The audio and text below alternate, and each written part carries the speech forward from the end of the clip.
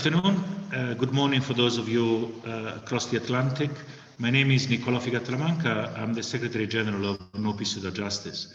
It's an honor and a pleasure to be guest chair in this panel organized with Guernica 37. And I'm very pleased to briefly introduce an extraordinary group of speakers that will be presenting their views today on the situation in Egypt. Egypt and human rights, also in light of the results of the presidential election last week in the United States.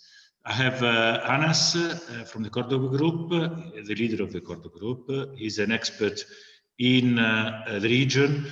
He's an experienced analyst and indeed somebody who's worked on the situation of human rights and on the situation of the judiciary in Egypt. Below, you will recognize a familiar face of journalism and an expert in the media who's been present for Egyptians and for his colleagues as one of these voices that speaks out for freedom of expression in Egypt and in the region. Carl, of course, Buckley and Toby Cadman are with Guernica. They've been active in the United Nations and in accountability forums on behalf of Egyptian victims. And last but not least, Dr. Maha Azzam. She is the real expert, more than any of us. She is an Egyptian activist currently abroad, but a leader of the Arab uprising, the revolution known as the Arab Spring in Egypt, who has inspired millions of people to seek more voice and to seek democracy and freedom in Egypt and beyond. Are all joining us to review the situation in Egypt, the human rights situation, and discuss between them and with you how, among other things, it has developed and how the recent results of the US elections are likely to impact the political dynamics within the country.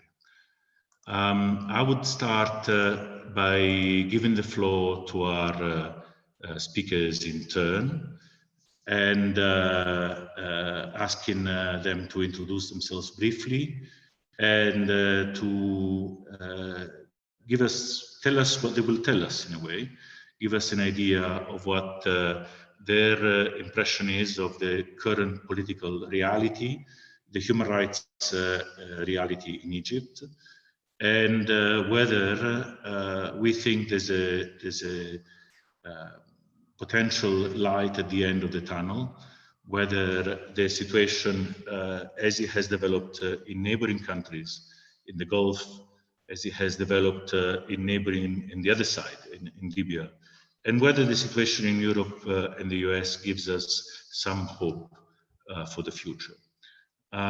Bill, you have been watching Egypt for a long time, below. What is your first impression? Well, thank you, and thank you for the opportunity, and very pleased and honored to be a part of this distinguished panel. What I've done is I've looked at the situation as regards the media.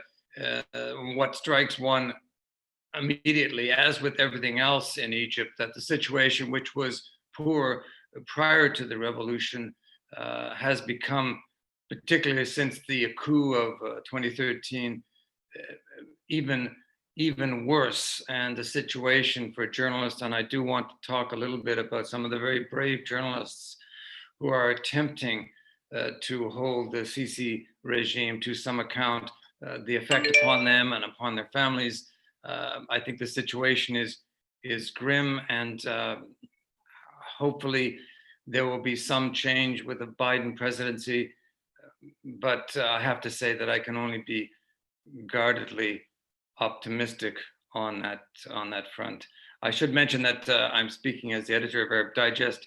I did cover Egypt and the revolution for the BBC and made several documentaries about that remarkable event that has shaped Egypt, and that one hopes that in the future that the people who gave so much to the revolution in the cause of freedom, that revolution will finally see the light that it deserves.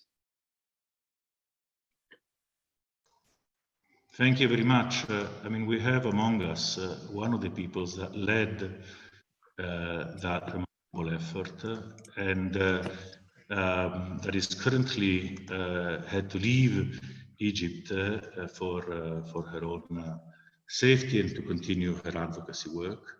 Dr. Maha, you are not just an Egypt observer, you have been and you are one of the leaders of the revolutionary effort. Do you hold more hope now than you did just a week ago?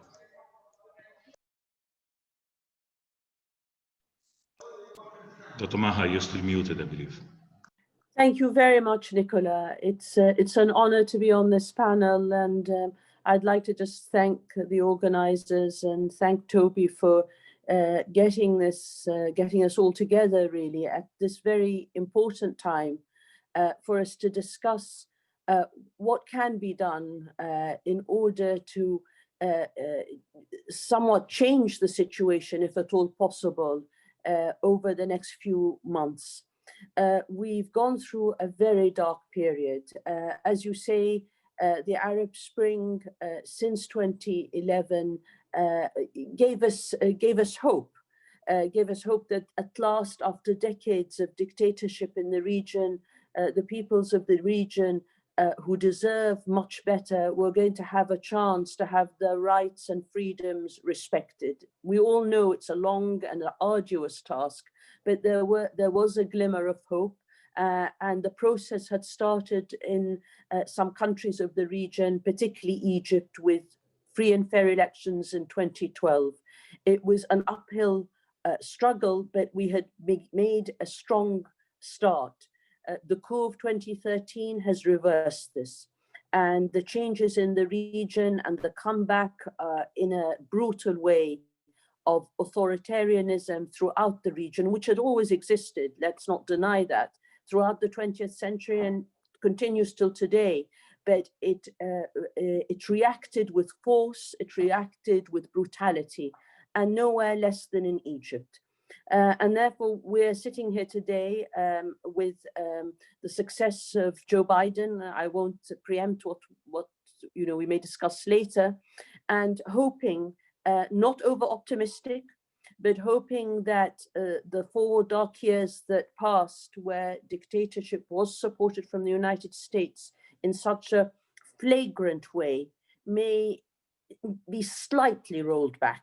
And we can discuss possibly how and what role people from the region outside it, who perhaps have more of a voice, can put pressure on the American administration and their European allies to really start thinking in a different way about opening up in Egypt and elsewhere in the region and respecting human rights and doing something about the thousands of political prisoners in detention. Thank you.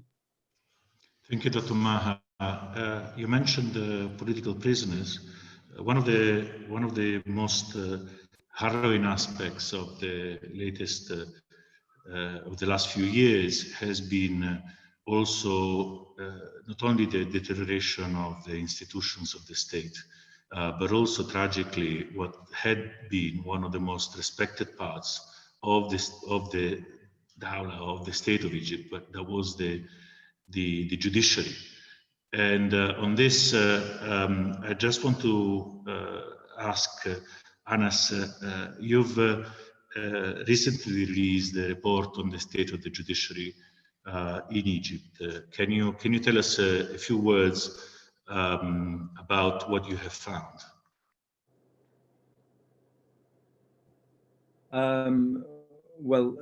Thank you very much, everyone, for putting this event together, particularly to Guernica 37 and No Peace Without Justice. Thank you, Nicola, for chairing this event. It's a pleasure being amongst friends and people whom we've been working with now for years. It's quite amazing to even consider the fact that we're quickly approaching the 10th anniversary of the revolution that took grip of this region, and that was coined the Arab Spring, and which inspired the entire world, including Western capitals, where there was the Occupy movement, where people demanded change, similar to the change that took place in Egypt, when the people, by popular rising, without any kind of political organization, they removed an oppressor of several decades. And the point that you mentioned, Nico, is quite elementary in the construct of an oppressive state. Because an oppressive state works on every single level of society's life. And primary amongst that is the judiciary.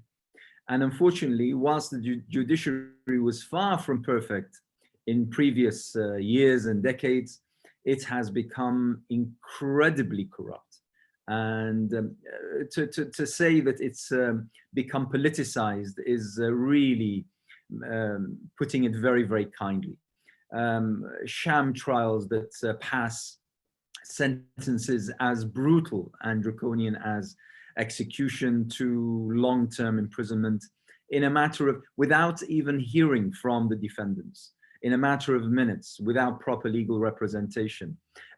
Besides horrendous conditions within prisons, I'm pretty sure we're going to touch upon this, that claim lives of those political prisoners, many of whom are absolutely innocent from any of the charges that are leveled against them. So basically, we have a situation in Egypt that poses a challenge not only for the Egyptian people, but actually, and as I will explain later and illustrate, an actual challenge for all democracies, including Western democracies throughout the entire world.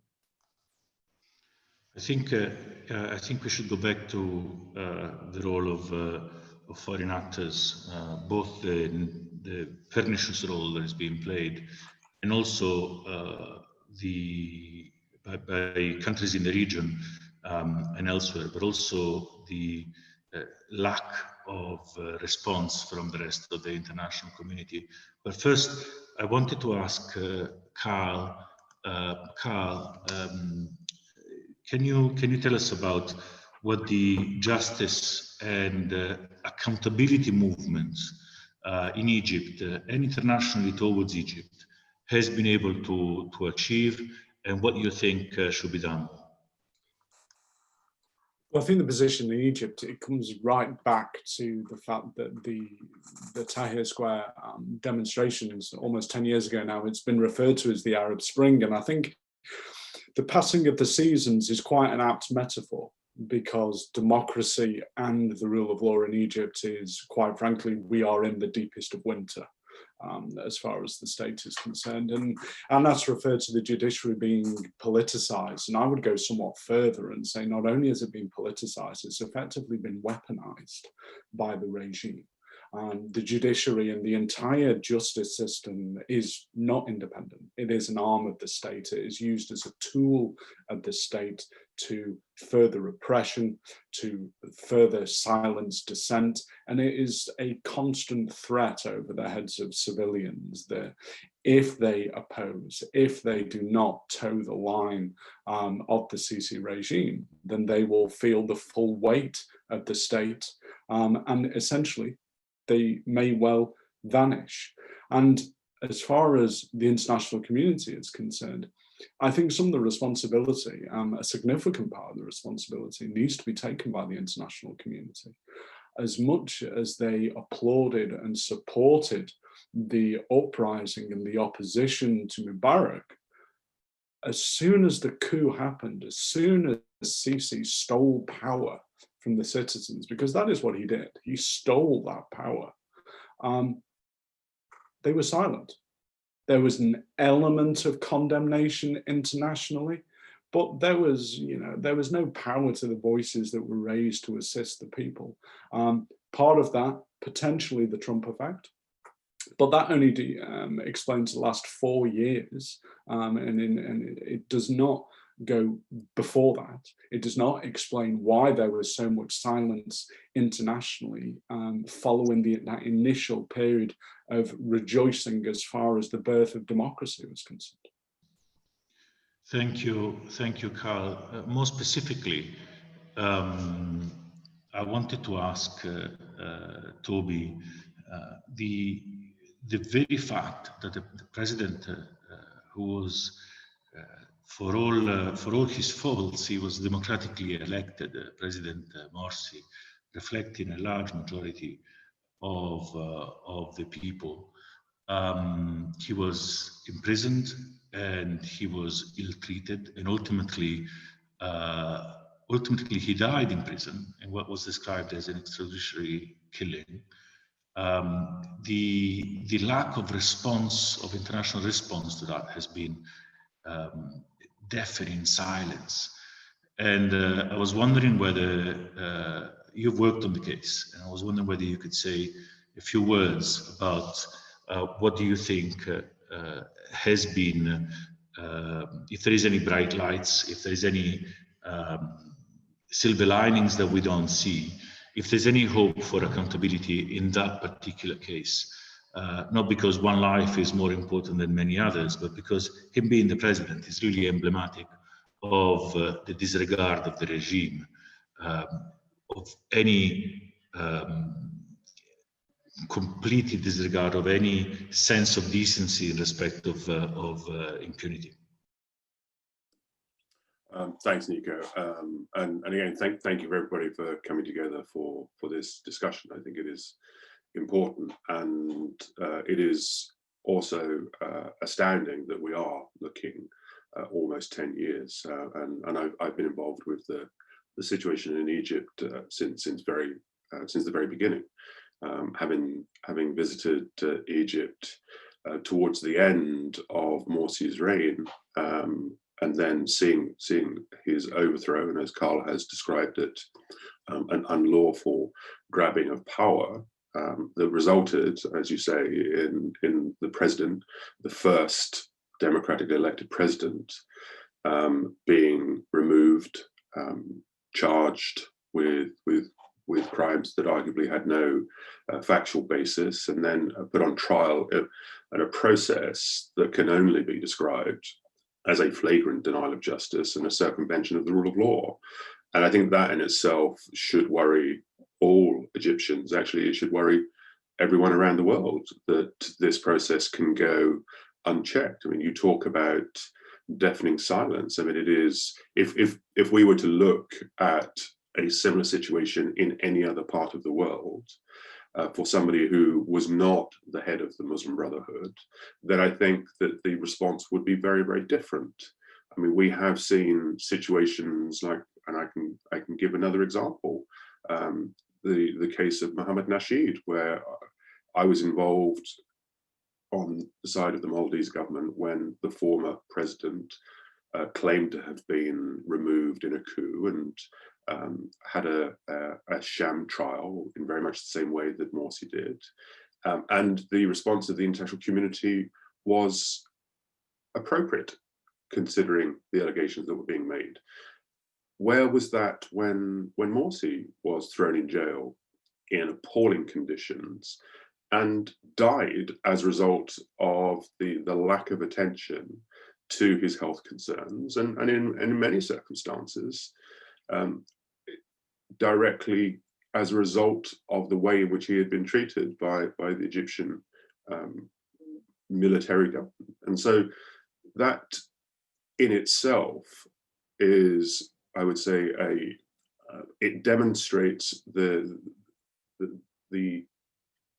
how far things have fallen in Egypt. And then we only have to look at the fact that his son subsequently made an allegation that the authorities were responsible, and then tragically died of a heart attack in circumstances where we have been able to show that his death was anything but an accident. So I think you have to look at those two situations. And you know, going back to Morsi just for a moment, is that we had called repeatedly for him to be given proper medical care. He was he was not a well man when he was thrown in jail. He was treated appallingly, and as a result, he died. And that constitutes torture under international law, as we all know. And where is the response? Still, there is no response. I mean, we prepared a report, we provided it to the United Nations, and no criticism of the Special Rapporteur Agnes Callamard. She's done more than anyone else in relation to this, and has stated that this was an extrajudicial killing. So I think we need to demand that more is done.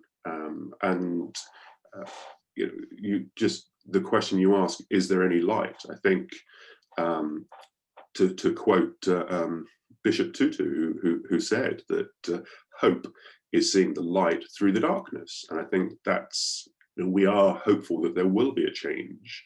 And I think we all want to see that change. And I think we have to continue fighting until there is change. Thank you, Toby. I want to go back to Dr. Maha, and without wishing to put her on the spot. It's been said that the last 4 years has been particularly dreadful in that the US administration has actively embraced authoritarianism and dictatorship. Has attempted it even domestically, but it certainly has embraced it loudly in their foreign policy. And this has been particularly felt in Egypt and in the Gulf, and in other countries where the worst authoritarian tendencies have been validated by the United States, by the President of the United States. However, as it was also rightly pointed out, during the previous administration, there has been the no condemnation of the coup, a quick acceptance of the results of the violent takeover by Sisi, and this from an administration that included the current president-elect, in a situation where the Egyptians went with the same US administration from the Cairo speech of President Obama to the acceptance of Sisi by Hillary Clinton, but essentially by President Obama, and Vice President now, President-elect Biden. How do you read that arc that goes from the Cairo speech of President Obama to the acceptance of Sisi, and how do you see the new administration as reflecting which of the previous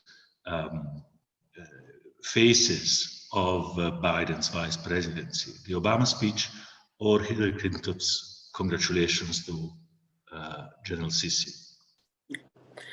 I mean, as we all know, and it's said over and over again, the United States, like other countries, pursues what is in its best interest.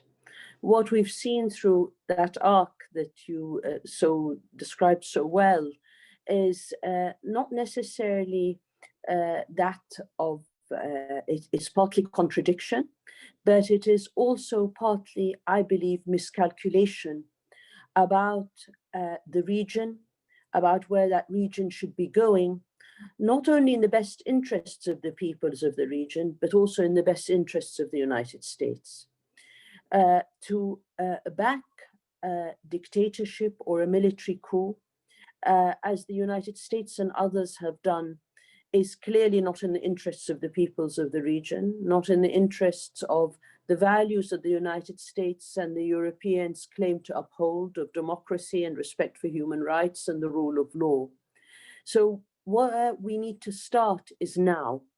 We can look back and say the Obama speech gave us a great deal of hope. The Arab Spring saw some, because it was reality on the ground, so the Americans had to respond.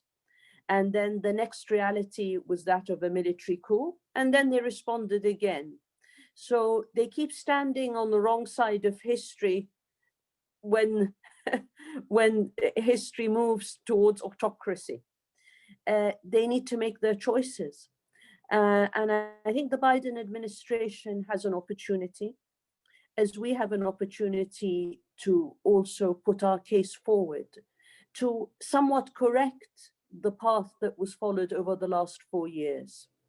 We don't expect the Biden administration or any outside power to intervene in bringing about the freedom of Egyptians and those throughout the region. That is our work. That is what Egyptians need to do on the ground.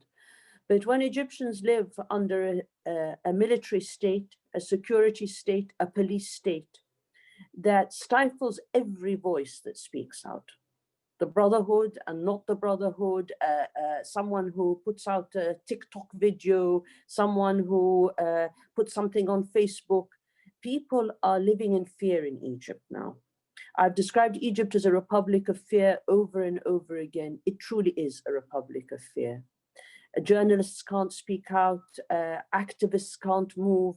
If people can get out, they can, but again, the restrictions in the airport, they can't leave the country. It is a very frightening state to live in if you want to speak truth to power. You can't speak. And there are extrajudicial killings, torture, over 60,000 political prisoners. The situation in the prisons is dire, so people are dying from lack of medical care and dying just because of the conditions. Probably in winter now because of the cold, again, we will hear more deaths. There have been executions in October, unprecedented. Over 30 people have died have been executed in the span of 1 month without due process, without fair hearings. The Biden administration can do something. They can, because ultimately we are asking of Western governments, democratic governments, a government like that of the United States, to at least not be enablers of autocracy, because ultimately they will be seen by the peoples of the region as complicit, and they are being seen by many as complicit to the suffering of the Egyptians. So the speech that Obama gave some time ago now gave hope. We need to go back to an understanding that the peoples of the region deserve better. And this is not about a Democrat or a Republican.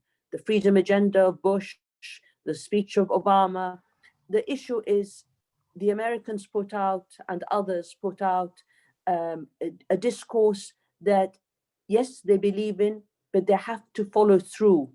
And they have to follow through in terms of upholding those values and leave the rest to us. Once again, I mean, we're fast approaching the 10th anniversary of the Arab Spring. And if we all recall the moments where we were all glued to our screens, following events as they were unfolding, there was a global feeling that what was happening before our very own eyes was almost a miracle. The fact that the peoples of a region renowned time and time again for so long as being a region that only knew how to export terrorism and violence, where the people rose as one and disposed of their very strongly placed Western allies of dictators who had been sitting firm, ruling with an iron fist for almost 30 years, removing them through peaceful demonstrations. Not a single shot was heard from the people. The demonstration had all sorts of colors of the Egyptian people, all ideologies, all genders, all ages. A near miracle in all sense of the word. Yet, we managed, and I say we as the West here, as so-called democratic countries and states and people that so revere democracy, the values of human rights, liberties, freedoms, and the such. Our governments did virtually nothing to condemn the overhaul of this magnificent human achievement that inspired so many around the world, that silenced the extremists and terrorists. For 3 years, we heard nothing of Al-Qaeda. We heard nothing of Taliban simply because they had nothing to say. Their argument that radical change can only be achieved through violence and bloodshed was dispelled by the Arab Spring, by the revolutions of the people of Tunisia and Egypt. So they had nothing to say. But then it seemed that someone was not happy about this. And therefore the coup that took place under our watch, whilst there was this tacit approval, yes, maybe murmurs of condemnation here or there, because it was a source of embarrassment. As one prominent politician told me personally, that, it was a source of embarrassment what had happened at Rabia, that killing of thousands of young, peaceful demonstrators in Rabia Square in August of 2013. The messages that were sent were quite profound. They were almost deafening. And we must understand what those messages were. The first message is that, yes, we talk about democracy, but we don't really stand by democracy when it really matters. The second message is that, Democrats around the world, you really don't have much of a chance to actually change peacefully or to transform power peacefully or to seize power from the dictators, without extreme violence. And sometimes even that we won't allow to happen. And also messages to dictators and oppressive regimes around the world that, you're okay. You're allowed to do what you wish to do with your own people, to oppress, to kill, to quell, to crush. It's okay. We won't do anything in order to, in fact, if anything, we'll continue to aid, we'll continue to supply you with arms, we'll continue to provide you with, the red carpet treatment whenever you choose to visit. I feel that the stand of Western governments, and particularly the United States government during the time of Trump, sent extremely dangerous messages around the world, that democracy is not something that we will actually stand by, despite our proclamations, despite our rhetoric, but in real terms, we won't do much when it comes to a democracy being crushed. Thank you, Anas. Thank you, Dr. Maha. Apology for falling off briefly there. I just wanted to continue from where you have led us and has brought us, and ask Bill. Bill, as a journalist, we have seen the repression of all types of expression in Egypt, and whether it is political expression, personal expression, and much of this has been justified with the systematic demonization of the Muslim Brotherhood. The Muslim Brotherhood has been subjected to an incessant and well-funded campaign of demonization. But in fact, they are not the only victims of this state of fear. And any sort of opposition is now treated with the same cruelty. Is it the case that, what were the dynamics that brought to that demonization? In whose interest? Who benefited? And did we allow this to happen without thinking that once we allow it for one group, and there's nothing to stop the authorities from repressing all the rest of society? Yeah, I think, Nicola, that's a very good point you make about the demonization of the Brotherhood. Really what's happened under Sisi is that the media has been virtually suppressed. As well, military intelligence has been busy buying up television stations, newspapers, and they promulgate this constant message that the Muslim Brotherhood are almost subhuman, really, and therefore any treatment meted out to them is appropriate. But as you say, that treatment not only affects the thousands and thousands of Muslim brothers who are jailed and have suffered executions and the fate of President Morsi, but also other people who are not connected to the Muslim Brotherhood. And you know, the situation, as I said earlier, it was never good under Mubarak, but there was an opportunity for people to breathe a little bit. Once the Sisi regime took power, it was very quickly determined that that ability to breathe, that the media should reflect some of the concerns of ordinary Egyptians, that should be stamped out. And I think once you engage in that process, and we are all really co-conspirators, because as Maha and Anas have said, we have allowed the silence. You know, we have ignored the absolute repression of journalists. And you know, there are a few glimmering lights of hope. Madam Masri, for example, is still able, although it's blocked in Egypt, is still able to attempt to hold the government to account, to speak truth to power. Extraordinarily brave people there. Lina Atala, for example, she's been arrested and then released. I think because behind the scenes there has been pressure brought to bear, at least in that case, and I believe that's come primarily from the American embassy. So she was released, but there are many other cases. Mohammed Munir, a journalist who was arrested in June, and in July he contracted COVID in prison. And as Maha said, and Toby has said as well, the prison situation is appalling and awful. And he died in July.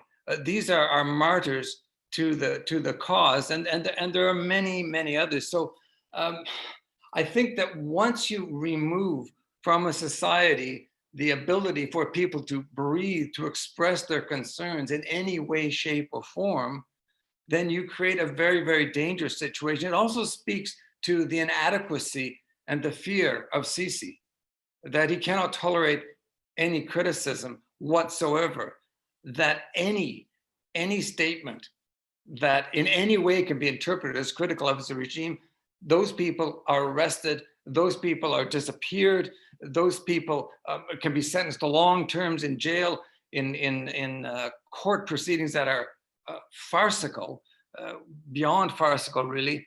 And I think also the way in which the internet is being controlled. So for example, there are various sites that are not available in Egypt.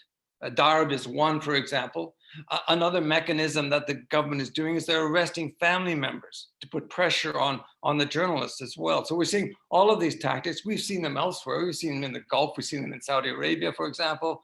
So these dictatorships are sharing tactics that all drive towards the same end, deny any criticism whatsoever. And I think we do need to speak out. I mean, to speak out constantly and as much as possible as we can. And we need to acknowledge these martyrs. We need to speak and name them, because they deserve to be named and remembered.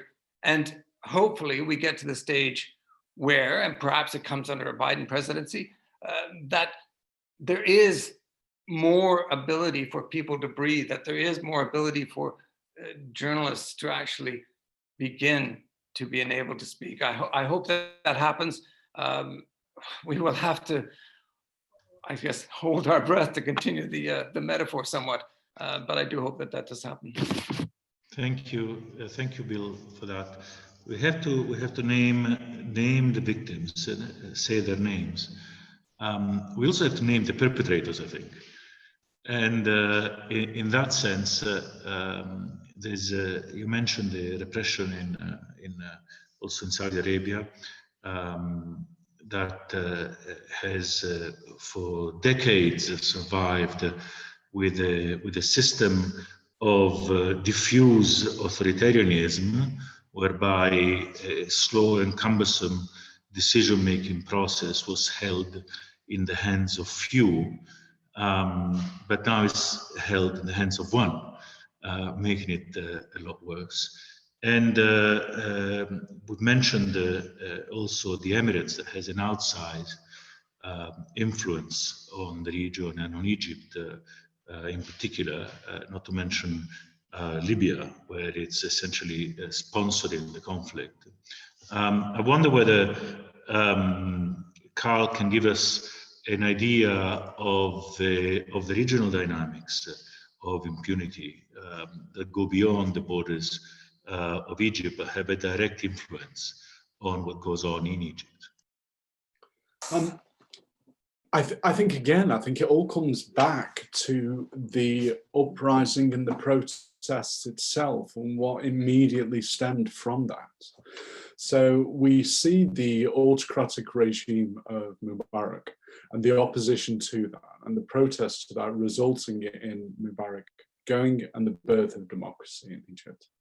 Now, as much as that was a truly wonderful thing for the Egyptian people, we can't underestimate the effect that that actually had in the region, because it struck fear into the hearts and minds of those other autocratic regimes. So we look at the UAE, we look at Bahrain, we look at Saudi Arabia, and the panic that went through those regimes when they saw a mass uprising and a mass protest. So then we see Morsi elected and the Muslim Brotherhood. Then we see the coup from Sisi that removed the Muslim Brotherhood. At that point, I would suggest the rest of the region saw their opportunity. And at this point, we see the demonization of the Muslim Brotherhood, specifically in the Middle East, but that also spread internationally across the world. The rest of the region saw their opportunity to clamp down on that group. But at the same time, it also clamped down on those that may have had any form of idea that they could repeat what happened in Egypt in their own countries. So the UAE and those other states, they supported, they facilitated, and it was for their own reasons because it assisted them domestically. And then we also see the expansion of their power into other states in the region. And, you know, the thoughts of proxy war and proxy conflicts were, for years, were seen to be the domain of America and Russia. And the conflicts that sprung up in other countries over the world, in South America and Central America, and it was America's battle against communism. They were proxy conflicts between America and the US, but we've almost seen a shift away from that now. Yes, there is a significant geopolitical influence as far as the US and Russia are concerned in various other states, but we see the Middle East actually using its military power in various other states, and particularly Yemen currently, where is perhaps the best example. But the majority of that expansion of power and the way that it's used domestically, I would suggest, is as a direct result of what happened in Egypt. And it's through fear that the people may see themselves as holding the power.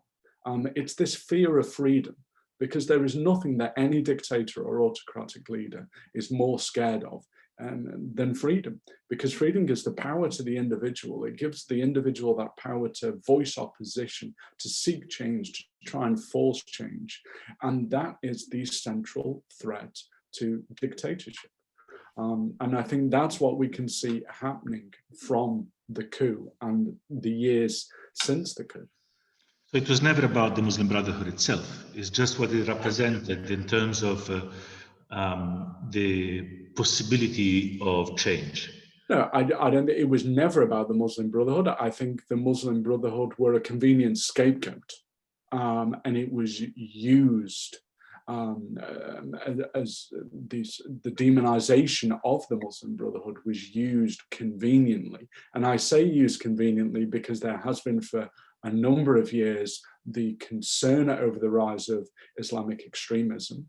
And it therefore enabled those that opposed what was happening in Egypt, it enabled them to bring in the entire international community and play on the fears of individuals, and in particular play on the fears of those of the West. And again, it's something that we see that was seized upon by America, particularly with the Trump regime and his Muslim ban into the US. And this all plays into the picture that has been painted that started in Egypt and that spread throughout the region.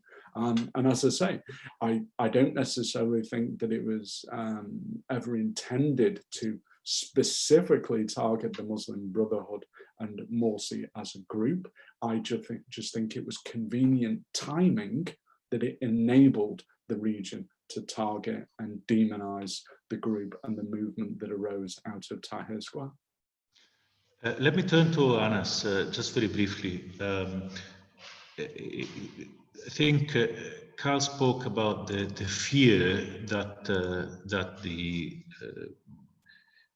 Gulf countries and others have capitalized upon.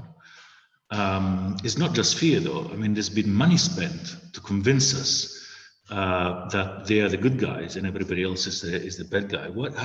In a way, it's been like the tail wagging the dog in many ways. The people who originally were selling weapons, thinking that this would give us influence over countries, and then those countries who are buying the weapons are using that purchase to influence our own policy. We have sold them expertise, which is now being used to buy our own opinions. In a way, the amount of money spent in lobbying, in what, if there were a human rights movement, I'll call it advocacy, but I don't hesitate in calling it lobbying, has been staggering. Has that really had an influence? Does the money really talk, or was it ill-conceived national interest, as Dr. Maha said? The reality says that money does talk, unfortunately. I mean, when you have, for instance, the biggest financier of Egypt is the United Arab Emirates.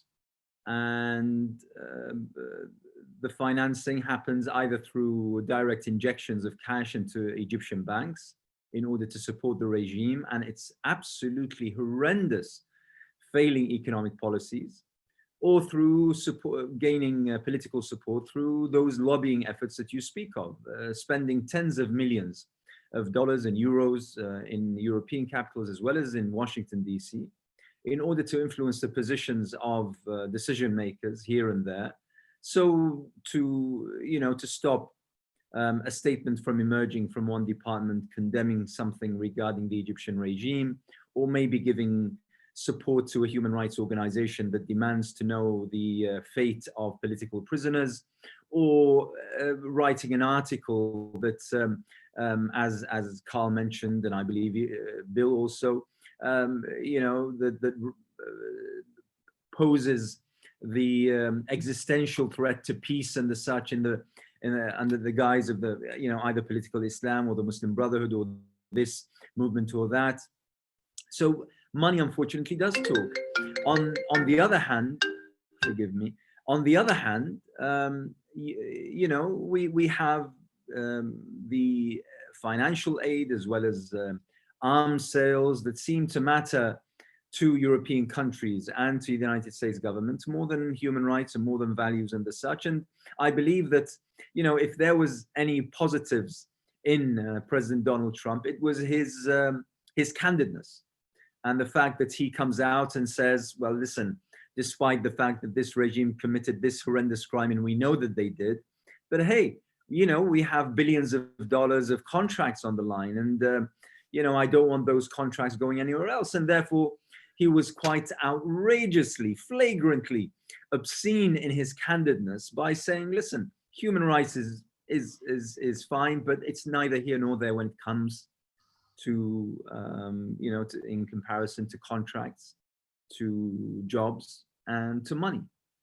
And that's unfortunately is the reality of where we are now, and which is why Egypt poses such, and I will put it this as mildly as I can, but as clearly as I can, an existential threat to who we are, to what we stand for, to our values.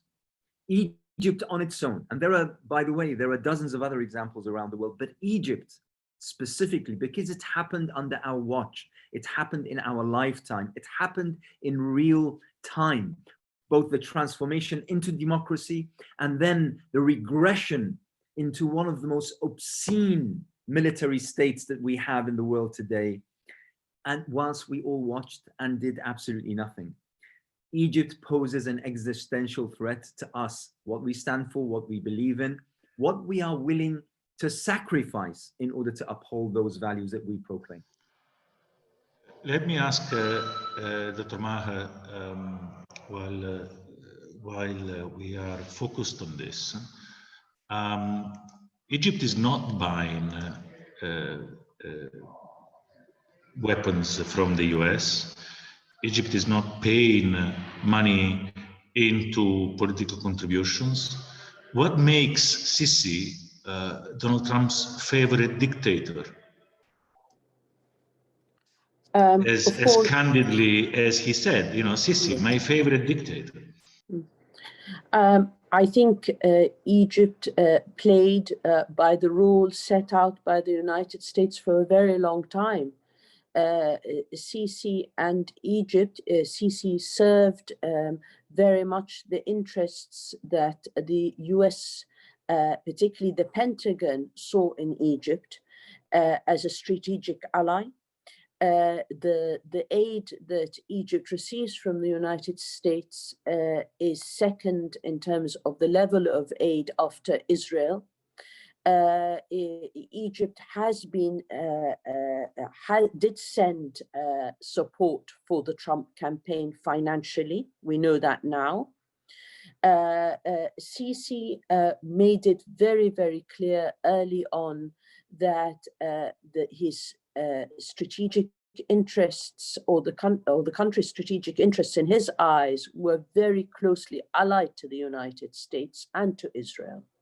And I think, in a sense, we need to touch on the agenda for the region, and that agenda is not being drawn up in Egypt, but very much by the proxies as well in the region.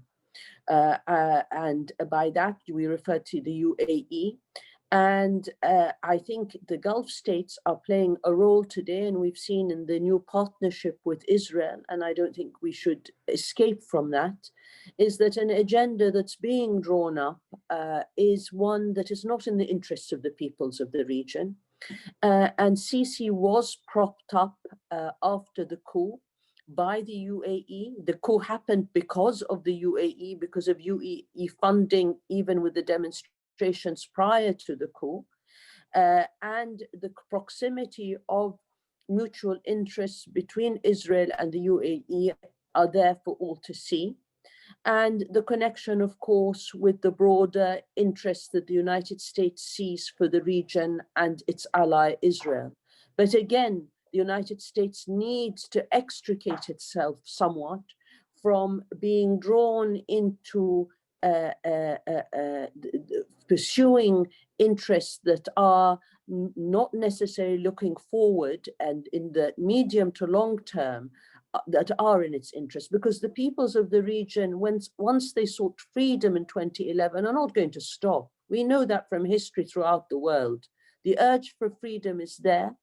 It's difficult to move, yes, in Egypt and elsewhere, but there, as they say, you know, revolutions and change come in cycles. And the moment we lost in the last few years is not a moment that will not be repeated. People will try and try again until they find their freedom and achieve their freedom. And the United States policies, by supporting a dictator, seeing him at one point as a favorite dictator, does not, because he serves their interests, does not mean that he serves their interests in the long run. Thank you, Dr. Maha. Toby, you've worked on the specific cases involving individual victims, notably President Morsi. What avenues to awaken politically, but also judicially, the international community are there, where systematic and widespread crimes are being committed in prisons, in the streets, with enforced disappearances, extrajudicial executions, and torture? I think as a lawyer, I will always look at things in terms of legal avenues and justice. But whenever you look at a situation like Egypt, it's unavoidable that you have to deal with a certain political side as well. And I think what we are seeing and what we have seen since the coup are crimes being committed on such a scale that there is almost a cry for the International Criminal Court to get involved. And I think that what we have seen, particularly with the massacre, where obviously we're talking somewhere between 700 and 1,500 people were killed, and so something like that incident in itself is crying out for a judicial response, of which there is none. I think the difficulty with situations like Egypt is that it is generally regarded that the International Criminal Court is the answer to all of the state's problems, and as we know, it's not. Even if the International Criminal Court had jurisdiction over Egypt, as we know, it would only be able to deal with a very small part of the problem, and the rest of the problem falls on a future democratic Egypt to address the crimes of the past. So, but the reality is that there is no ICC jurisdiction. There were attempts immediately after the coup, whilst Morsi was still, I would say, effectively the de jure president, to refer the situation to the ICC. And unfortunately, the ICC took the position that Morsi no longer held the presidency, and made the decision that it was Sisi, who was the de facto president, who then vetoed any attempt for the ICC to get involved.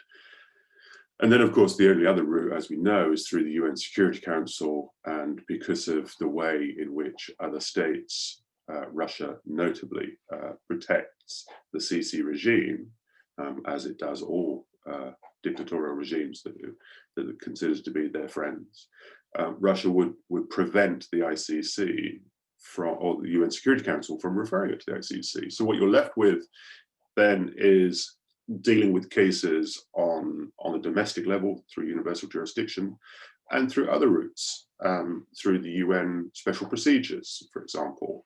But I think the problem that you face is, and this is something that Dr. Agnes Callamard has recognized herself in addressing the problem with Jamal Khashoggi, which was that there is no effective mechanism to deal with situations such as this.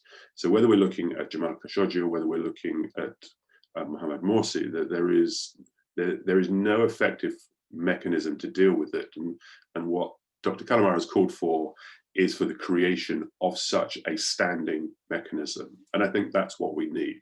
I think the situation in Egypt has highlighted the need for a number of different things. First of all, a standing mechanism to deal with situations such as this. More investigative bodies like the IIIM that we have for Syria, and so on. But it has to be aimed towards establishing some kind of a process that sees whether it is a criminal justice or whether it is a truth and reconciliation process. I mean, it has to be aimed towards something, otherwise the investigative commission doesn't really achieve anything. But I think the difficulty that we have is that there is no effective mechanism to hold regimes like the Sisi regime accountable right now. That doesn't mean that we shouldn't do anything. Of course, it means that we should continue to properly document. You've mentioned widespread systematic crimes in the detention facilities. Morsi is one of many who have died at the hands of the regime. There are tens of thousands, according to the UN, of political prisoners. There are targeted assassinations. There are individuals being tortured. We know the Italian PhD student who was abducted, tortured, and killed. I mean, that is one of many cases. And so there is, of course, a requirement for us to ensure that there is accountability. But I think what we have to think of is regimes like the Sisi military regime cannot exist forever. And there will come a time where there is a return to democracy in Egypt, and there will come a time when there is a proper mechanism to deal with it. And we may even see ourselves with this being referred to the ICC at some later stage. And I think we have to understand that. And so the final point I'd make on that particular question is that states have to recognize that chaos and targeting political opposition in such a way does not create economic and political stability.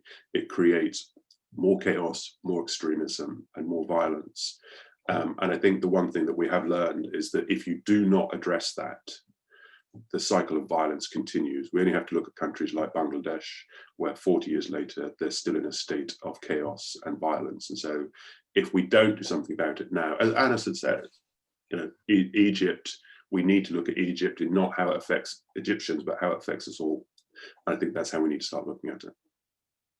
Thank you. I think we're reaching our allotted time, but I don't want to miss the opportunity to ask each of our speakers one final thought, one final word, really only very few seconds.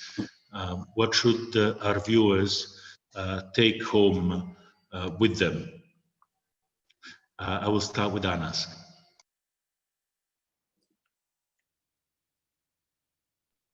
First of all, thank you very, very much for holding this event. I think it's timely and it's very, very important, not least because whilst we are here either analyzing politically or from the legal perspective or from various, social impacts, whether inside Egypt or outside Egypt. But the reality is that Egypt and Egyptian society is simmering. It is boiling. It is the millions of Egyptians living under the dictatorship and oppression of the Sisi regime.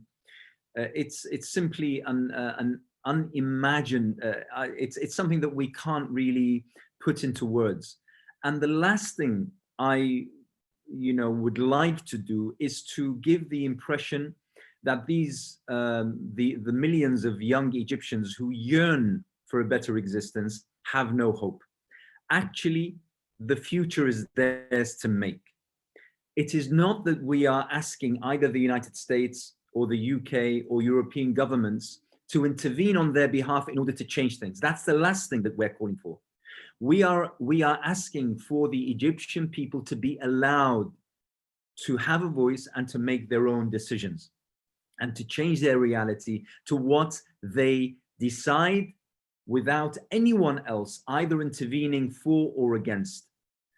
It's a very, very simple equation, and that's what we're asking the world to do. We need to assert democracy through the hands and the voices of those who live within Egypt, and we need to be fair in terms of how we implement democracy. Thank you very much. I think the point very well made. The pressure cooker. If the fire on the pressure cooker is the regime, the lid, it's our own lid that we chose to put on and that we can choose to remove. If I can use the cooking analogy.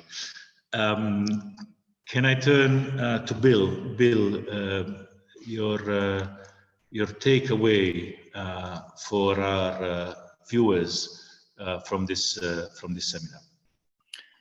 Well, my takeaway is that I look at what is happening with young Arabs, and I see, as has been said by all of us in different ways, that young Arabs are simply not going to accept the situation that we've allowed in the West to be thrust upon them, and that these dictators will at some point come crashing down. I look at what's happening in Algeria. I look at what's happening in Lebanon, in Iraq, young people out in the streets protesting peacefully, being met by violence in many instances, but demanding change. That change will come. The Arab Spring is not a failure. One of the lessons that young Arabs have learned is that in 2011, the expectation was the West was going to stand with them. The West did not. So now there is no expectation that the West will stand with them. They know that they will create this change with their own determination, their own will. So I think that's what I would like people to take away from this conversation. I thank you for giving me the opportunity to express my thoughts. Thank you very much. Carl, any last words? Thanks, Nico. I think in closing, I'd simply say this. In 1948, in the aftermath of the Second World War, the world's preeminent human rights treaty was signed, the Universal Declaration of Human Rights. And it's no mistake that the word universal was used. Human rights are universal. They apply to everyone equally. They apply to our friends as much as they apply to those who are not. And as Toby and I have argued before numerous different domestic and international tribunals, respect for human rights applies at all times and not just when it is politically expedient to do so. Thank you very much. Toby, on this, 30 seconds. Yeah, I think I've probably spoke enough going through it and made my point on numerous occasions. I think my point would be that we have to recognise that the circumvention of the rule of law is something that we have to strongly and rigorously oppose. And the second point that we have to understand is that the return to democracy is not something that we can achieve overnight. It's something that we have to work on, continue working on, and it will come. There will be light at the end of the tunnel, but we have to maintain the hope that it will come. Thank you, Toby. And I think it's quite fitting that the final word from this seminar come from Dr. Maha. It was your speech, your interventions were inspiring. And if you want to give us your last final thoughts in conclusion. Thank you very much, Nicolo. And thank you to Guernica 37 and to all my colleagues on the panel. I think this was, a very good opportunity for us to speak today, particularly, because I think, as I say, I draw again on the timeliness of this meeting. The message needs to get out. And I think one of the main things I'd like to say is people from Egypt can't get their voice out. What we're saying now is so important, and we need to continue to speak out through platforms like this and through whatever means possible. There is one aspect of dictatorship that we did not touch. Yes, there is the torture, there is the extrajudicial killing, there is the lack of freedoms. But dictatorship in my country, Egypt, is also about stealing the wealth of a nation. It is about poverty. It is about the fact that you have a clique at the top of the pyramid of officers, of an officer class that controls the economy, that it controls, that is corrupt, and that systematically pursues corruption as a means of survival. So it is about torture, it is about lack of freedoms, but it is also about poverty. Egypt has a population of 100 million. 60% of that population, according to the World Bank, live in poverty. Live in poverty. The scale and the danger of dictatorship in Egypt and throughout the region is about justice, yes, lack of accountability, the lack of justice and lack of accountability, but it is also about poverty. People, these countries are not developing. So we need to continue to speak out. We need to constantly tell the governments, the free governments under which we live, that they should not enable these regimes. And let me end with a final word. We've just had elections in the United States. The Egyptian people and the peoples of the region are no less than the American people. They also can vote. They also want to choose their leaders through free and fair elections. And I think we need to step in, all of us, academics, journalists, policymakers, and say enough. The peoples of the region deserve to have freedoms and rights. And to call on the Biden administration now, very clearly, because Sisi will be running to try to meet him or to send his foreign minister. This is known, it's a known fact to us. But and he may give him the cold shoulder, but essentially, unless there's pressure also from us all around the world, then we don't want him to, we do want some change from this administration. And I use this platform to say that we can, our asks are very, very simple. What we call for is democracy in our country. What we call for is the freeing of all political prisoners and the freedom of speech, the freedom of expression, and the freedom of assembly. Egypt should be pressured to allow these. The rest is up to the Egyptian people.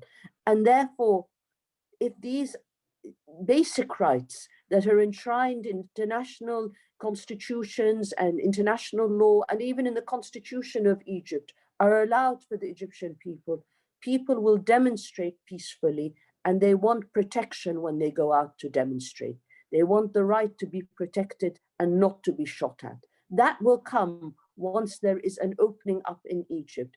The United States and democratic governments can stop enabling the Sisi dictatorship and try to enable the Egyptian people instead. Thank you very much.